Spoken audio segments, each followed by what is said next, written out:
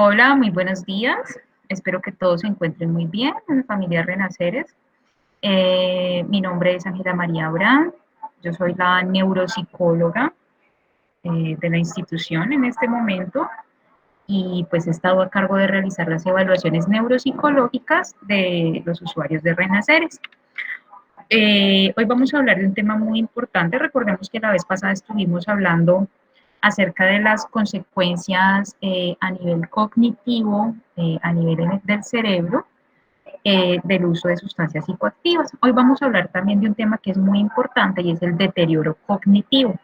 ¿Listo? Bueno,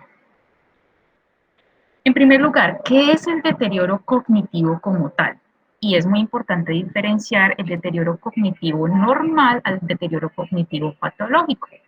Bueno, el deterioro cognitivo es el declive de las funciones cognitivas, es decir, la disminución de las funciones cognitivas, ya sea debido a alteraciones asociadas al proceso de neuroenvejecimiento, es decir, la vejez, o debido a otros factores como enfermedades metabólicas, es decir, diabetes, hipertensión, hiperhipotiroidismo, depresión, ¿sí? Una depresión de mucho tiempo puede generar deterioro cognitivo, al tabaquismo, es decir, al hábito de fumar, eh, al consumo de sustancias psicoactivas y también al uso excesivo de alcohol por mucho tiempo. Esos son factores que pueden generar deterioro cognitivo. Cuando avanzamos en edad, todos los tipos de memoria a corto, mediano y largo plazo deben permanecer con mínimos cambios en comparación con un adulto joven, ¿sí? De pronto la que más se resiente posiblemente es la memoria reciente. ¿Cuál es esa? En la que de pronto guardé algo y se me olvidó dónde lo guardé. O me acaban de dar una información y al ratico yo, ay, ¿qué fue lo que me dijeron? Se me olvida. Pero si hago un esfuerzo, vuelvo y como que tengo la respuesta, lo logro recordar. Eso es normal. Y eso es normal que nos pase, nos pues, pasa en población joven, pero también pasa en población adulta, y de hecho es una de las memorias que de pronto se puede disminuir levemente en la edad adulta, en la edad geriátrica más bien.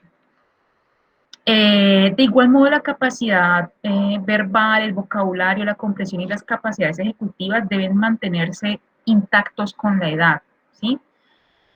No es que porque ya una persona llega a los 60, 70 años, sea normal que pierda sus funciones cognitivas, no, eso no es normal. Normal que ocasionalmente se le olvide una que otra cosita reciente, pero hasta ahí.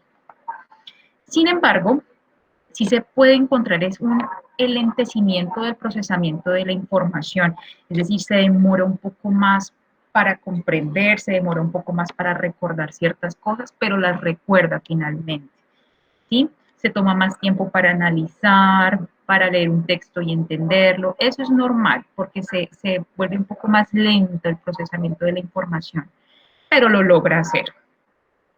La pérdida de la memoria y habilidades es lo que caracteriza los procesos de deterioro cognitivo, sobre todo a nivel patológico, ¿no? ¿Cómo se produce? Algunas personas en edad geriátrica se quejan de su memoria y en algunos casos eso se logra visibilizar en una evaluación objetiva, que pues de eso se trata la evaluación neuropsicológica, porque hay muchas personas que se asustan mucho de pronto cuando se les olvida las cosas recientes, pero uno hace la evaluación y ahí no aparece nada, aparece como si todo estuviera bien. Muchas veces el deterioro cognitivo sí logra evidenciarse en las evaluaciones cognitivas y esto debe ser realizado por un especialista. Esta situación, cuando se logra evidenciar levemente ese deterioro, su mismo nombre lo dice, se trata de un deterioro cognitivo leve. Bueno, y como ya les había dicho, el deterioro cognitivo leve se define como el declive de las funciones cognitivas en grado leve, ya sea debido a las alteraciones por el neuroenvejecimiento o debido a otros factores que en lo general no afecta la realización de actividades diarias, como por ejemplo bañarse, vestirse solo, comer solo, eh, ir a a comprar algo a la tienda, ¿sí? Ese tipo de actividades no deberían verse afectadas por el deterioro cognitivo leve. Pero, Por ejemplo, cuando vemos que un familiar ya está presentando dificultad en el manejo del dinero, ¿sí? Que no logra, que va a comprar algo y no sabe cuánto le tienen que devolver, que constantemente cuando va a cocinar se le quema la comida, pero que sea algo pues como muy permanente, se le quema la comida porque se olvida que está cocinando, que empieza a echarle sal a las cosas que debería echarle azúcar, etcétera. Ese tipo de cosas ya nos está diciendo que hay una alteración y es una pérdida de la funcionalidad en habilidades para en habilidades cotidianas, ¿sí? Y en las habilidades instrumentales de la vida diaria. Ahí ya empezamos a hablar que hay un proceso de neuroenvejecimiento patológico y se trata de una demencia, ¿sí? La demencia es una alteración progresiva de la función cognitiva que incapacita a la persona en la realización de alguna de las actividades de la vida diaria. Según el grado de dificultad para realizar las actividades de la vida diaria que presente la persona, se puede catalogar como deterioro cognitivo leve si no padece ninguna afectación, o bien si ya existe incapacitación para las actividades de la vida diaria, se clasificará como demencia leve, moderada o grave. Por eso es tan importante hacer la evaluación neuropsicológica tan pronto se empiecen a percibir esos cambios en el funcionamiento cognitivo de la persona, porque entre más rápido se logre detectar, pues más rápido la persona va a poder ingresar a un proceso terapéutico. Tipos y grados de deterioro cognitivo. Bueno, está el deterioro cognitivo leve y a su vez el deterioro cognitivo leve se puede dividir en deterioro cognitivo leve de tipo amnésico o deterioro cognitivo leve multidominio. El deterioro cognitivo de tipo amnésico, pues como bien su nombre lo dice, es cuando hay una afectación únicamente de la memoria. Este deterioro amnésico es el que tiene más probabilidades de derivar en una demencia o de relacionarse con una demencia en la enfermedad de Alzheimer. ¿Listo? El multidominio es cuando se afectan más funciones además de la memoria, es decir, se puede afectar las praxias que tienen que ver con las habilidades motoras, se puede afectar el lenguaje, la capacidad de análisis y otras funciones, pero no existe ninguna repercusión en la realización de las actividades de la vida diaria del paciente, es decir, la persona no ha perdido independencia. Se puede seguir bañando solo, vistiendo solo, puede ir a la tienda solo, recuerda sus claves, es totalmente independiente. Ya cuando vemos que se está afectando el nivel de independencia de la persona, es decir, que requiere ayuda para la realización de, por ejemplo, de actividades del hogar, como organizar, hacer oficio, cocinar, tomar un transporte para ir a un lugar, o de pronto está teniendo dificultades a la hora de bañarse, no se está bañando adecuadamente, pues ahí ya empezamos a ver que esto ya se trata de un proceso o un cuadro que implica demencia, ¿sí? Comienza pues a resentirse de forma leve las actividades de la vida diaria, la persona suele presentar cierto grado de desorientación en el tiempo y en el espacio, es decir, tú le puedes preguntar, bueno, ¿en qué año estamos? ¿Qué día es hoy? ¿En qué mes estamos? Y la persona no logra ubicarse. O le puedes preguntar en dónde estamos, qué lugar es este, y la persona vacila mucho en contestar, y es un lugar pues que es conocido y habitual para él. Olvida nombres de personas que son muy conocidas, muy frecuentes, problemas con la memoria reciente, es decir, permanentemente olvida dónde ha guardado cosas importantes como dinero, las llaves, cambios en la conducta, puede volverse como más irritable o más apático, pues estamos hablando de una demencia leve. Luego tenemos la demencia moderada. Los síntomas cognitivos se hacen evidentes, ¿sí? Ya es demasiado evidente, los problemas de memoria, los problemas de comprensión, afecta diversas áreas de la vida de la persona, a la persona se le dificulta comprender las órdenes, le cuesta mucho trabajo aprender cosas nuevas, hay desorientación temporoespacial, hay errores en las funciones de cálculo, ya vemos que las habilidades de cálculo, sobre todo de cálculo mental, se pierden. Bueno, la afectación en las actividades instrumentales de la vida diaria comienza a hacerse muy evidente y lentamente y de modo progresivo También depende del tipo de demencia, se afectan las actividades básicas de la vida diaria, es decir, la persona olvida cómo bañarse, la persona olvida cómo vestirse, la persona puede olvidar cómo comer, ¿sí? La afectación de la conducta es frecuente, apareciendo agitación, agresividad, ansiedad o incluso depresión. Bueno, cuando hablamos ya de una demencia grave, la mayoría de las veces ya se hace imposible comunicarse con la persona. Usualmente estas personas ya pierden la capacidad de comprender y de expresarse a través del lenguaje oral, ya no logran comprender instrucciones. Por eso es tan importante que cuando en la familia hay una persona con demencia, la familia pueda recibir una orientación muy profunda en cómo manejar a estas personas, porque no es que ellos no quieran hacer caso, que se pongan tercos, no, es sencillamente que su cerebro ya no les está permitiendo comprender qué es lo que les están pidiendo. Entonces hay que tener mucha paciencia.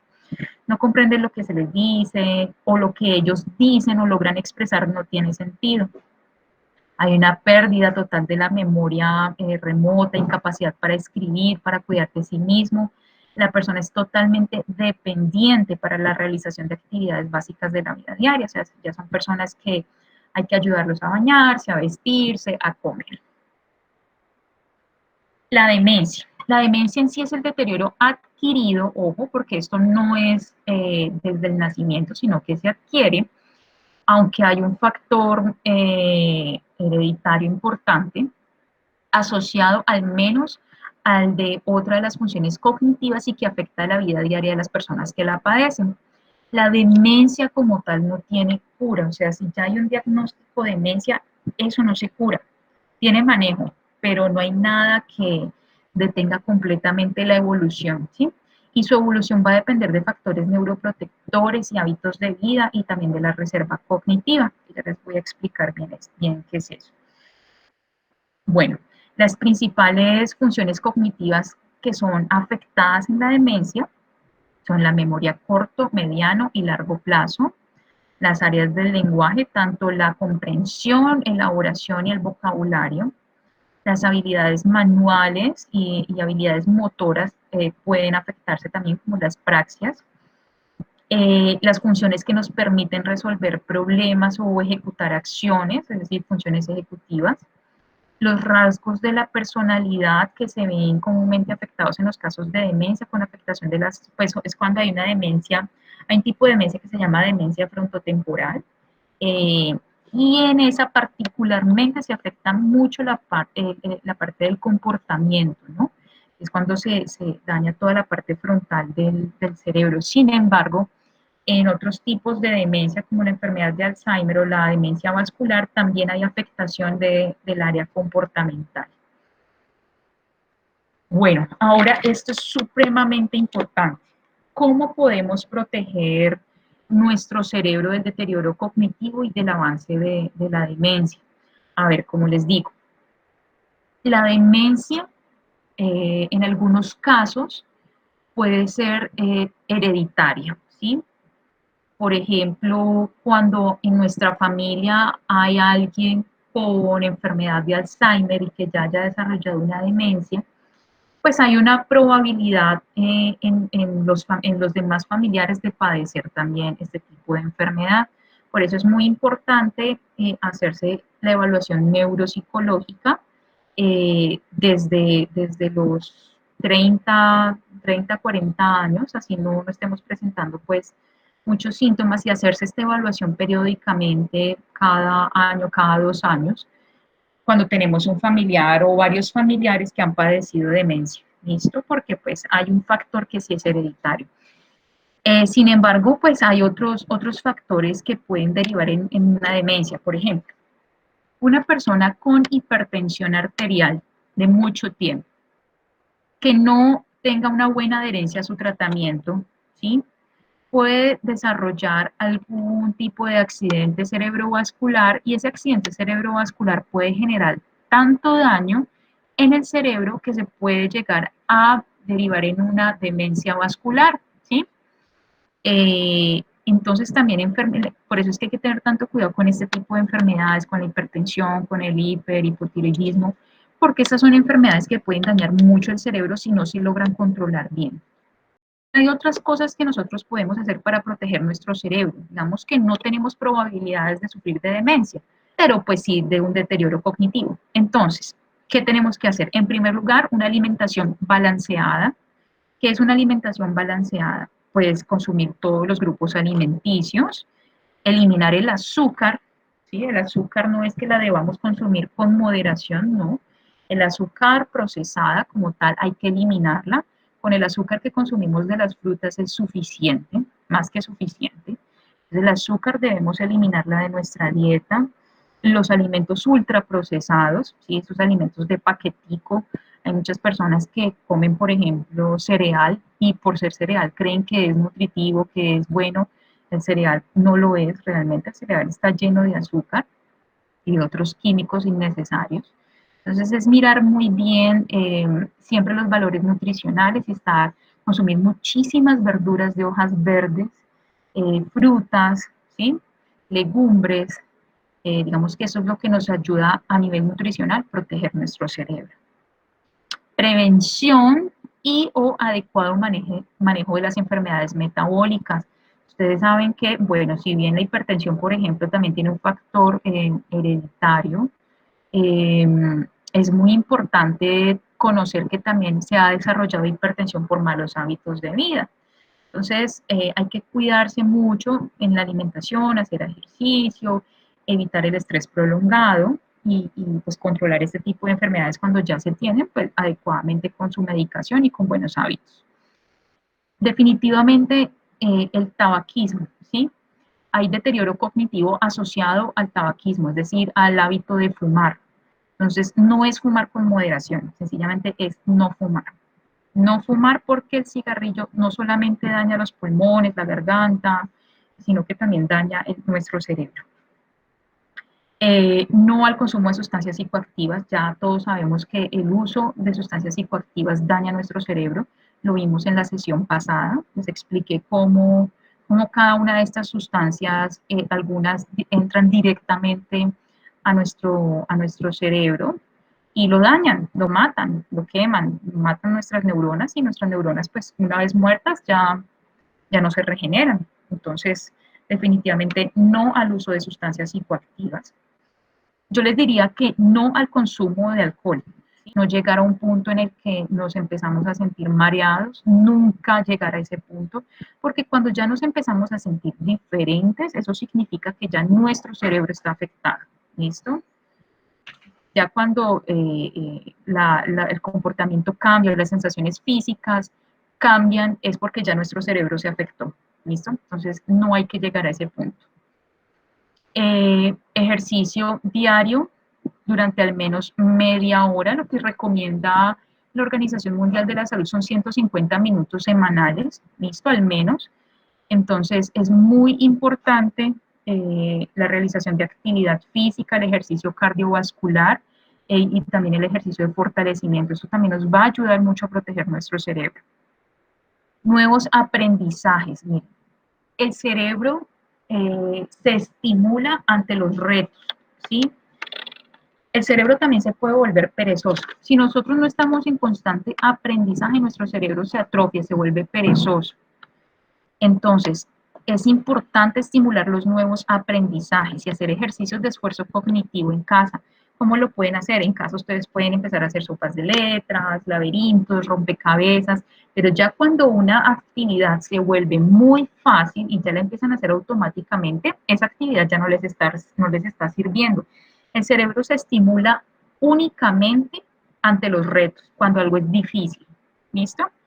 Entonces es constantemente estar aprendiendo, buscando qué aprender, hacer ejercicios que resulten difíciles, que le generen dificultad. Aprender nuevos idiomas, mire, eso es súper importante. Les voy a dar un ejemplo. Una persona, digamos que presenta un accidente cerebrovascular, ¿sí? Una isquemia, un infarto cerebral. Y digamos que el área más afectada fue la del lenguaje. ¿Sí? ¿Qué pasa? Si es una persona que habla 2 idiomas, el primer lenguaje que se va a ver afectado en ese caso es el último en haberse aprendido. Es decir, mi lengua materna es español, es castellano, pero yo después aprendí inglés. Entonces, llegó este infarto cerebral que me afectó las áreas del lenguaje. Lo primero que yo voy a ver afectado es el inglés, ¿sí? Pero ese aprendizaje que yo tenía del idioma inglés está protegiendo mi idioma, mi lengua materna, que es el español. Esos son muchísimos estudios que se han realizado porque son realmente maravillosos y muestran cómo el aprendizaje de nuevos idiomas puede proteger nuestro lenguaje materno, ¿sí? Entonces, muchas personas que han sufrido infartos cerebrales, accidentes cerebrovasculares y que ven afectadas las áreas del lenguaje, pero solamente tenían su idioma materno, tienen muchas dificultades para comprender y para expresar su lenguaje materno. Entonces, pues eso va a complicar mucho más el proceso de recuperación. Entonces, miren la importancia de aprender un nuevo idioma y nunca es tarde.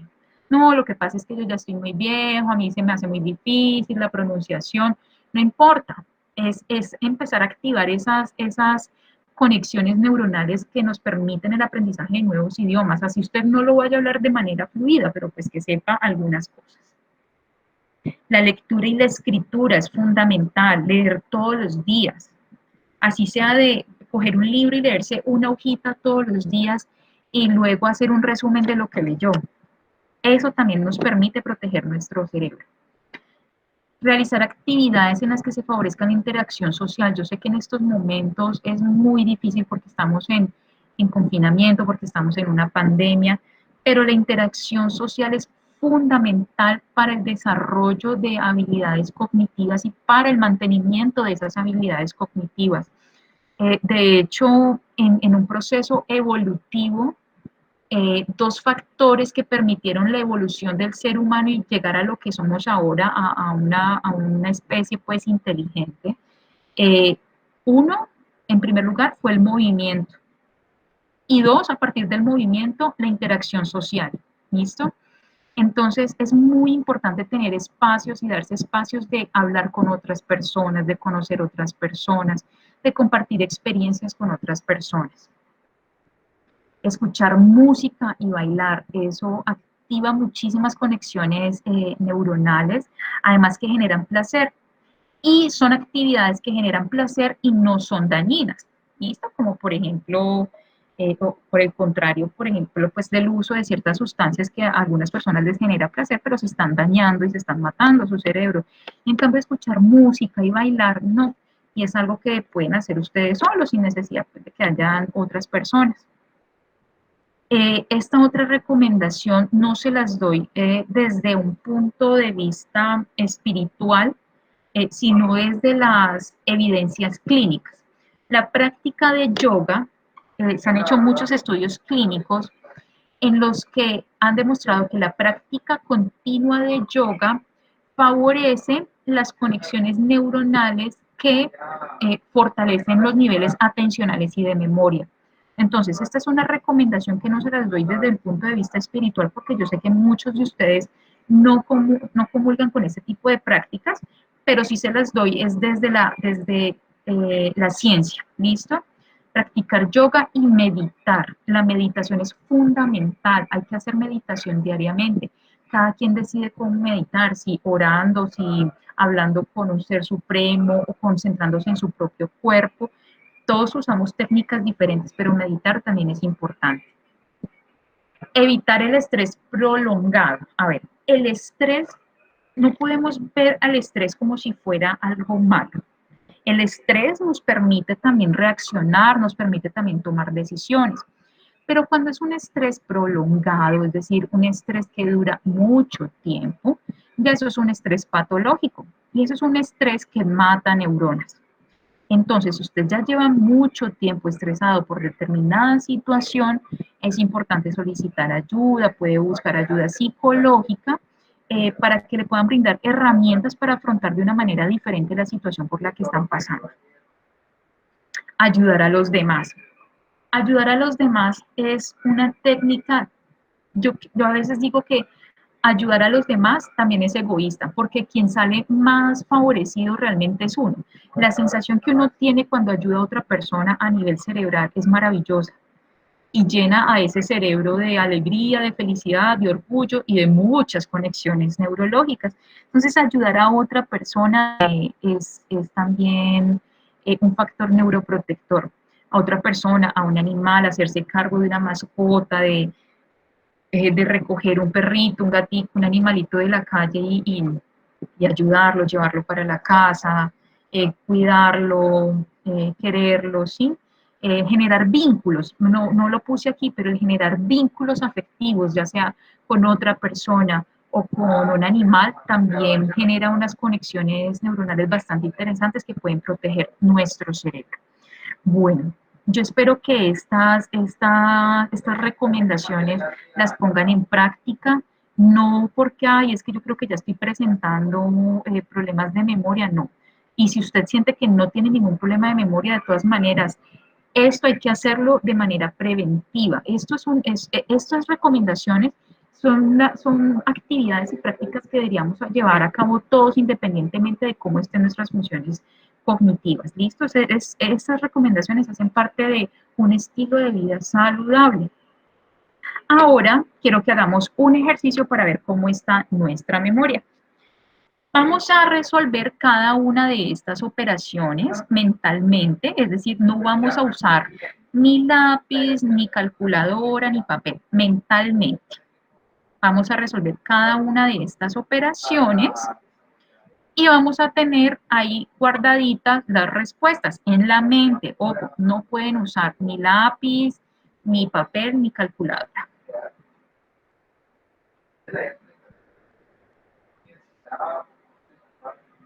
Muy bien. Ahora quiero que miren y me digan cuál de estas dos opciones es la correcta.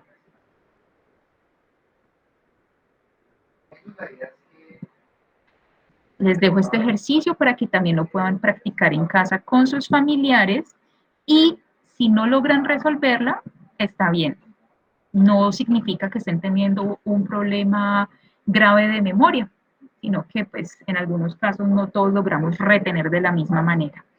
Bueno, queridas familias, espero que estén muy bien, cuídense mucho, mantengan en casita, en familia, traten de no salir y espero poder tener nuevamente contacto con ustedes muy pronto. Cuídense mucho. ¡Vamos! ¡Que renacer ese!